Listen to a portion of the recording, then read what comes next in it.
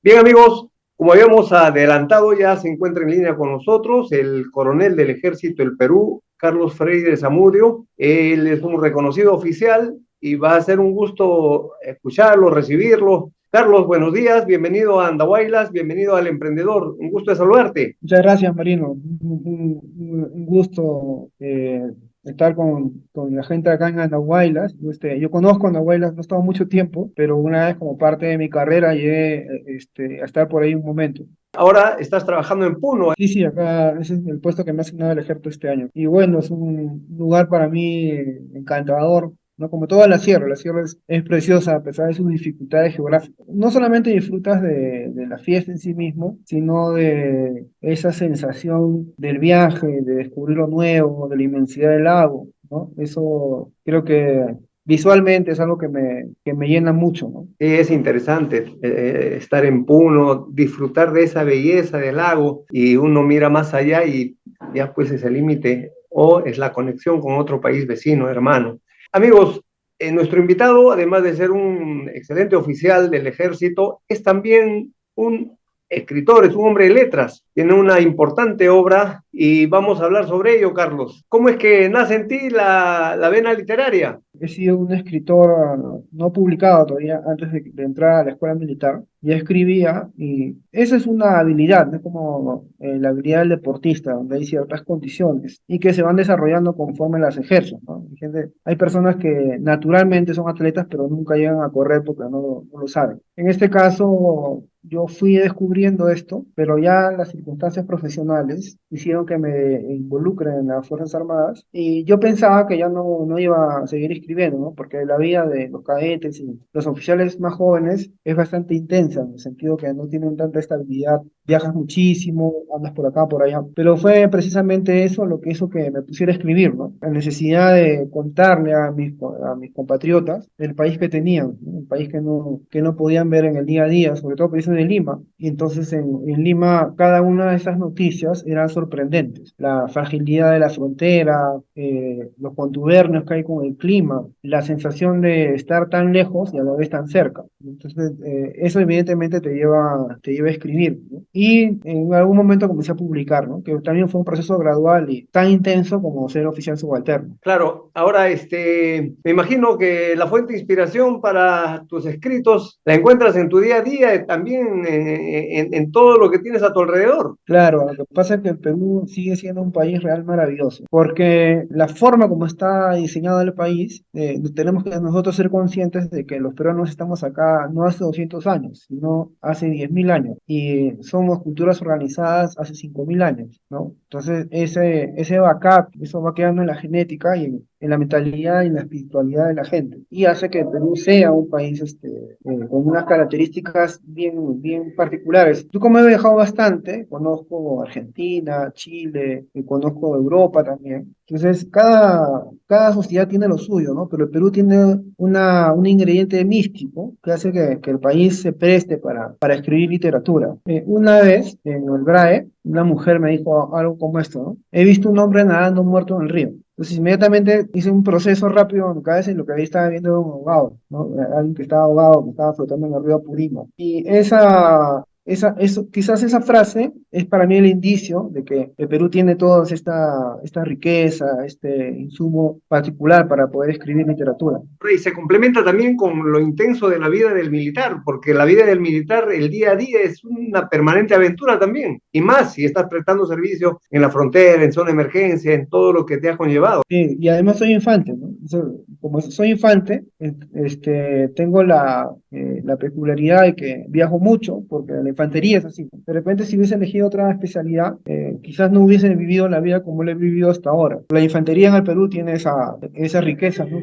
Pues, de hecho, es muy interesante, a veces no te das cuenta, pero hay cambios, ¿no? Por ejemplo, puedes pasar de una zona de mucho calor como Tumbes y a terminar en un lugar donde hace mucho frío, que puede ser como Cerro de Pasco. No hay ese filtro de ver si este hombre acá tuvo calor, tuvo frío, ¿no? Entonces, o al revés, ¿no? Me ha pasado también, por ejemplo, he pasado de estar en Tayacaja y de ahí a estar en Amazonas, ¿no? Y de un momento a otro, en menos de 15 días. Entonces, y eso hace intensa la vida. Esos enormes viajes por el territorio nacional, creo que si alguien lo que está viendo se anima a postular a las Fuerzas Armadas, al ejército en particular, va a tener esa visión sobrenatural que tiene un soldado peruano de ver un país tan intenso, tan distinto en el acontecer del tiempo, ¿no? Y también me refería a las actividades rutinarias, al día a día, al trato con las personas, a las culturas que el militar interactúa. Y conlleva a, por ejemplo, el poblador de la costa es muy diferente al de la sierra, al de la selva, el del norte con el del sur. Entonces,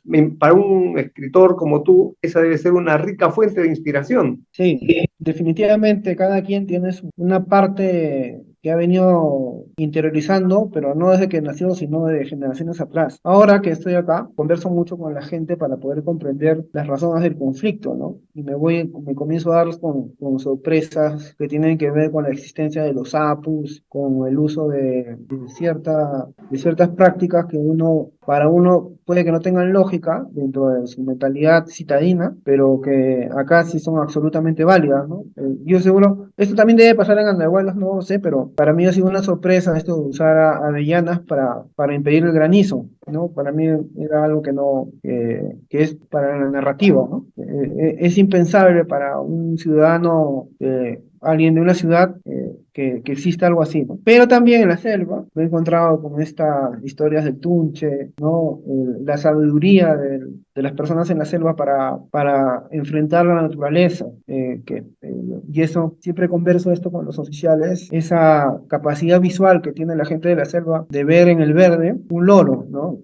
Que para mí es algo imposible, ¿no? Entonces, todo ese complemento de cosas hace que sea intenso, ¿no? El mismo ejército es intenso porque uno camina, viaja, vuela, cruza ríos y así por el estilo, y creo que ese es lo mejor que uno se lleva acá en la vida militar, ¿no? La experiencia. Asimismo, uno está también en contacto con la realidad, además de la parte de la cosmovisión, de las diferentes culturas, de los diferentes lugares, las personas, está así de contacto de la mano con la realidad y comprende más y mejor la misma. Dentro de tus obras, un resumen de las mismas, por favor. Bueno, he escrito muchísimo. Siempre me preguntan y no me acuerdo cuántos libros he escrito en realidad, y no estoy exagerando, pero tiene que ver con momentos, y con la calidad de la historia.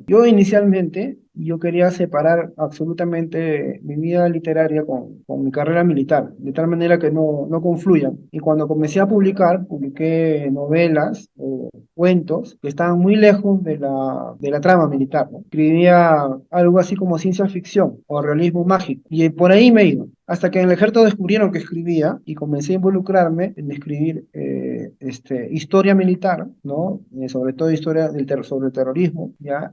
Y una novela que me ha dado muchos lauros, que es El Valle de las Esmeraldas, que es una novela donde se relata la vida de un subteniente en una zona de emergencia en los años 90 y que estaba basada en lo que yo absorbía de mis oficiales cuando me instruían en la escuela militar. Pero seguí escribiendo ficción, he escrito cine y hay dos novelas de ficción que me han dado también bastantes lauros. Una se llama El Fantasmoscopio, que de hecho fue la primera que publiqué, y esta novela relata la historia de un muchacho aymara, casualmente, que descubre una máquina construye una máquina para ver a los muertos. ¿Para qué? Porque quería volver a ver a una chica que él había amado. Y entonces me salió bien la novela, y de ahí escribí una que gané un premio, que se llama El Cemental, que es la historia de un hombre que llega a una ciudad, a Muquegua, donde yo viví muchos años, y coloca un letrero que dice: le mejoro la raza a cualquier mujer de esta ciudad, precios a tratar. Bueno, es muy chistosa esa novela, pero entonces ahí fui construyendo una carrera, primero en editoriales peruanas, editoriales como Estruendo Mudo y Altazor, donde escribía regularmente, hasta que ya comencé a pasar a los conglomerados, de las letras hispanoamericanas, ¿no? Como Planeta, donde estuve más o menos desde el 2017 hasta 2020, y ahora en Penguin Random House, si hablábamos de fútbol, Penguin Random House es el Barcelona de la literatura, ¿no? sea, es la editorial donde escribe nuestro Nobel, Vargas Llosa, entre los más conocidos, Renato Cisneros, Beyle está hace poco, y en el exterior, pues los principales escritores de tanto de lengua española como de lengua inglesa, escriben en Penguin Random House. Entonces, para mí es un honor importante, ¿no? Lo tomo como soy yo, pues soy una persona bastante sencilla, pero me parece que el avance ha sido ayudado por dos cosas, por varias cosas, ¿no? Primero, obviamente, un talento personal que uno lo tiene. Segundo, la disciplina que me da el ejército para cumplir los objetivos, porque escribir no es fácil, requiere muchísima disciplina, dedicación, estudio. Y por último, esa sensación que comentaba de viajar por todo lado, de encontrarme con todo el mundo, de conversar con gente tan diversa y tan dispersa, ¿no? Así que justo ha confluido todas esas situaciones para convertirme en el escritor que soy ahora. Correcto. Una de las obras más o menos que tiene que ver también con el ejército es El miedo del lobo, ¿verdad? Mi última novela es muy gracioso. Es una historia durísima, durísima. La historia de un chico que estuvo secuestrado por Sendero, 12 años. Lo sacaron de su comunidad cuando tenía 9, más o menos. De hecho, tengo problemas con la precisión del tiempo porque él mismo no sabe, el protagonista no sabe medir bien el tiempo, ¿no? Por lo que le ha sucedido. Estaba en Madrid, estaba en unas pequeñas vacaciones y me llegaron los mensajes de este chico diciéndome que tenía una historia que contarme. A un escritor eso le pasa, no todos los días, pero sí le pasa regularmente, ¿no? Que alguien cree que tiene una buena historia y entonces no le da mucha importancia hasta que me dijo en un momento que había sido asistente personal del camarada Feliciano y del camarada José, ¿no? Los dos cabecillas terroristas más importantes de esta organización después de Ismael Guzmán. Así que, bueno, con lo que me dijo, coordiné con él para encontrarnos en Lima, porque de ahí yo me iba a La Paz a la Feria del Libro, y cuando llego, me topo con él, y él en sí mismo, más que haber sido el asistente, él en sí mismo era una historia potente, ¿no? Era un hombre al que la vida le había golpeado innecesariamente, y su única voluntad era la voluntad de sobrevivir, ¿no? La idea de vivir lo había hecho resistir, ¿no? Así que la novela terminó como parte del mapa de las lenguas. Ustedes pueden ir a Buenos Aires y encontrar novelas en las librerías del aeropuerto o de la misma ciudad de Buenos Aires o de Santiago de Chile. De hecho, voy a presentar la novela este año allá. A partir de septiembre, entiendo. Y bueno, la semana pasada Francisco Lombardi me comunicó con un correo electrónico de que iba a ir al cine. Es posible que dentro de un espacio de un año y medio la puedan ver en los cines de cada país. Qué interesante, Carlos. Y bueno, pues, ya que hablas del Semental, ahí está el realismo mágico también de García Márquez, ¿verdad? Con Macondo, el caleidoscopio y todo lo demás. Y también, por otro lado, Claro, nuestro Nobel. yo creo que fue una de mis primeras influencias y me parecía que funcionaba. Hay mucha gente que está ahora con el punto del realismo mágico, tiene sus momentos, como todas las modas, pero en ese momento no solamente leía a García Márquez, ¿no? Obviamente que leía a Borges, leía eh, a Fowler, que es la madre del cordero de ellos, de Ah, esa generación. Me convencí de que podía funcionar ese tipo de historias en un territorio como el Perú. Así que entonces, busqué de repente adaptar ese modelo al país y comenzó a funcionar de manera, digamos, fluida, ¿no? Así que salió una buena historia. Cuando ya hay un escritor que ya tiene tiempo escribiendo, y la historia lo convence, lo primero que razona es cómo se va a contar la historia, o sea, cuál va a ser la forma en que va a afrontar este relato, ¿no? Así que en el caso del Cemental, esto sí funcionaba de esa manera, ¿no? A lo Macondo. a lo Macondo.